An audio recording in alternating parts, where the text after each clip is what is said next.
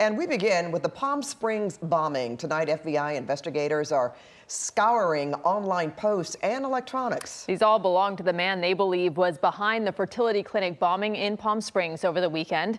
A car bomb outside the clinic leveled the building. Investigators say the suspect was killed in the explosion and that he had expressed extreme views that may suggest a motive. Well, KCAL News reporter Tom Wade is here, and Tom, the suspect's father is even revealing some new information about his son. Yeah, and it's a troubled past, to say the least. So we spoke with a terrorism expert tonight who says this young suspect may be following a new trend in terror. Extremists who reject all societal norms and that attempt to carry out deadly attacks. In Palm Springs, crews are trying to restore normalcy after Saturday's terrifying bomb explosion outside a fertility clinic in the city's downtown. Whoa. The blast could be heard and felt for several blocks.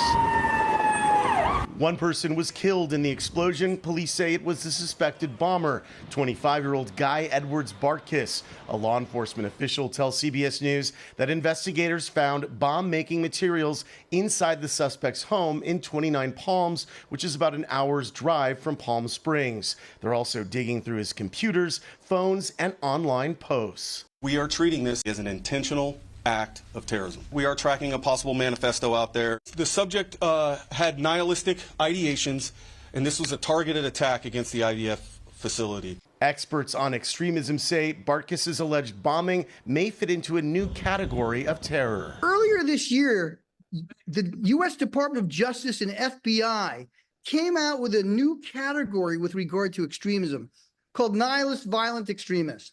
And nihilists are people who reject basic societal, moral, and religious ethics and morality. Unlike other terror attacks driven by politics, this could be something different. What I think we have here is someone who is really driven by psychological distress, familial and social estrangement. Bartkus's father says his son was troubled. As a kid, he even burned down the family home and made smoke bombs. But his dad says he never thought his son would take things this far. I was never like that before that.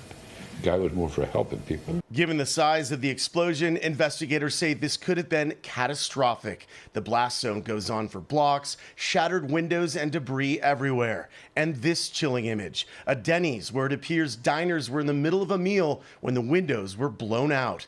On Saturday, the fertility clinic was closed and all of the embryos were saved. We were like, okay, well, if we don't do anything, the bad guy wins. Palm Springs Assistant Fire Chief Greg Lyle and an FBI agent ran into the clinic, helped restore the power, then salvaged thousands of medical records. I received a text message later on that night from one of the personnel of the fire department thanking me for saving his embryos. It's still unclear why the suspect chose this location and whether or not if there were other intended targets. Ruta Bay? Okay, Tom, thank you.